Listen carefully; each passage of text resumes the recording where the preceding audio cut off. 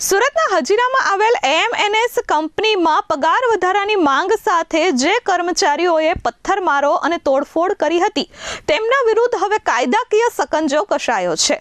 આ સાથે જ વોટ્સએપમાં ભડકાઉ ભાષણ અને વિડીયો વાયરલ કરવા બાબતે પણ સોશિયલ મીડિયા પર નજર રાખવામાં આવી રહી છે। સુરતના હજીરા વિસ્તારમાં આવેલ એએમએનએસ કંપનીમાં ગઈકાલે થયેલી હિંસા બાદ આજે શુક્રવારે વહેલી સવારથી જ સમગ્ર વિસ્તાર પોલીસ છાવણીમાં ફેરવાઈ ગયો હતો। એલએનટીના કોન્ટ્રાક્ટ બેઝ કર્મચારીઓ દ્વારા કરવામાં આવેલા પથ્થરમારો અને તોડફોડ બાદ અન્ય કોઈ અનિચ્છનીય ઘટના ન બને તે માટે પોલીસ દ્વારા સઘન કોમ્બિંગ હાથ ધરવામાં આવ્યું હતું। ઉચ્ચ પોલીસ અધિકારીઓના કાફલા સાથે હજીરાના તમામ ઇન્ડસ્ટ્રીયલ યુનિટ પર ચુસ્ત પોલીસ બંદોબસ્ત ગોઠવી દેવામાં આવ્યો હતો। देखिए, पानीपत में कुछ दिनों से वहाँ जो IOCL उनकी रिफाइनरी है उसमें वर्कर्स की एलएनटी कॉन्ट्रैक्ट वर्कर्स की बहुत बड़ी आंदोलन चल रहा था एवं वहाँ स्ट्राइक चल रही थी। उसके हिसाब से कल सुबह से यहाँ के जितने भी व्हाट्सएप ग्रुप्स हैं हमारे लेबरर्स के, उसमें वहाँ के जो पानीपत के जो व्हाट्सएप जो भी उनको मैसेजेस मिल रहे थे व्हाट्सएप के थ्रू, सोशल मीडिया के थ्रू, वो वीडियोस यहाँ वायरल हुए और इसी हिसाब से भारी तादाद में एएमएनएस में लोग इकट्ठा होना शुरू किए।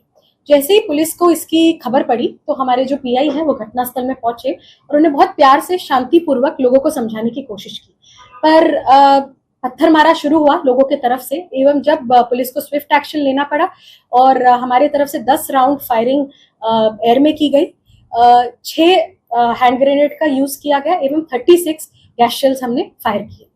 આ હિંસાના પડઘા બાદ આજે સવારે ફરીથી એલએનટીના અંદાજે 50થી વધુ કોન્ટ્રાક્ટ કર્મચારીઓ યુનિટમાં એકઠા થયા હતા। જો કે પ્લાન્ટ પર પહેલેથી જ સજ્જ તહેનાત પોલીસે તાત્કાલિક એક્શન લઈ આ તમામ કર્મચારીઓને ત્યાંથી હટાવી પરિસ્થિતિ પર કાબુ મેળવ્યો હતો। આ હિંસા પાછળ સોશિયલ મીડિયાનો મોટો હાથ હોવાનું તપાસમાં બહાર આવ્યું છે। હરિયાણાના પાણીપતમાં થયેલા શ્રમિક આંદોલનના વિડીયો વોટ્સએપ અને ટેલિગ્રામ ગ્રુપમાં વાયરલ કરી કર્મચારીઓને ઉશ્કેરવામાં આવ્યા હતા। પોલીસ તપાસમાં ખુલ્યું હતું કે આ ગ્રુપમાં ખાસ કરીને પોલીસને ટાર્ગેટ કરવા અને હિંસા ભડકાવવા માટેના મેસેજ ફરતા કરવામાં આવ્યા હતા। હવે પોલીસ સાયબર સેલની મદદથી શંકાસ્પદ કર્મચારીઓના ઇન્સ્ટાગ્રામ, फेसबुक અને વોટ્સએપ ગ્રુપ પર બાજ નજર રાખી રહી છે। हमारे जो पीआई हैं उनको भी चोट लगी, थोड़ी माइनर इंजरीज हुई हैं, 1-2 कांस्टेबल्स को भी, जिसमें 40 लोगों की अभी तक अटकायत हो चुकी है। कॉम्बिंग ऑपरेशंस भी जारी है, हमारी पुलिस पेट्रोलिंग भी जारी है एवं इसमें हमने 4000 के टोले के खिलाफ भी एफआईआर ली है। ગઈકાલે થયેલી ઘટનામાં અને પાણીપતના ખોટા મેસેજને લીધે ઉશ્કેરાયેલા અંદાજે 4000 લોકોના ટોળાએ પથ્થરમારો શરૂ કર્યો હતો। પરિસ્થિતિને કાબૂમાં લેવા માટે પોલીસે કડક વલણ અપનાવ્યું હતું અને હવામાં 12 રાઉન્ડ ફાયરિંગ કરવામાં આવ્યું હતું। આ ઉપરાંત ભીડને વિખેરવા માટે પોલીસે 6 સ્ટન ગ્રેનેડ અને 36 ટીયર ગેસના સેલ પણ છોડ્યા હતા, જેના પરિણામે અંતે તોફાની તત્વોને વિખેરી શકાયા હતા। આ હિંસક ઘટનામાં પીઆઈ સહિત કેટલાક કોન્સ્ટેબલોને પથ્થરમારા દરમિયાન ઈજાઓ પહોંચી હતી। ડીસીપીએ જણાવ્યું હતું કે પોલીસે આ મામલે ગંભીરતા દાખવી અત્યાર સુધીમાં 40 લોકોની અટકાયત કરી છે અને આરોપીઓને શોધવા માટે પોલીસ પેટ્રોલિંગ અને કોમ્બિંગ તેજ કરી देवामां આવ્યું છે।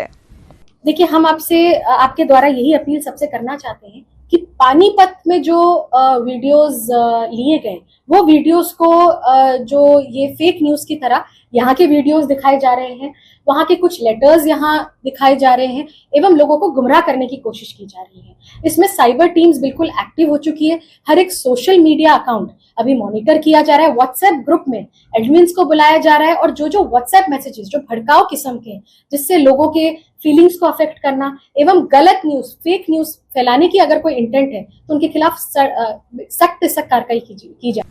વધુમાં તેમણે જણાવ્યું હતું કે હજીરાની ઘટનાને પગલે સોશિયલ મીડિયા પર અનેક અફવાઓ ફેલાવવામાં આવી રહી છે, જેના પર ધ્યાન ન આપવું। સુરત પોલીસનું સોશિયલ મીડિયા મોનિટરિંગ યુનિટ સક્રિય છે।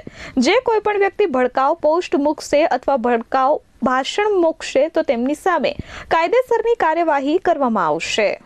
देखिए, आज एलएनटी में इन द मॉर्निंग थोड़े लोग इकट्ठा हुए, करीबन 1000 की क्राउड थी जो इकट्ठा हुई एवं बहुत शांतिपूर्वक उन्हें समझाया गया।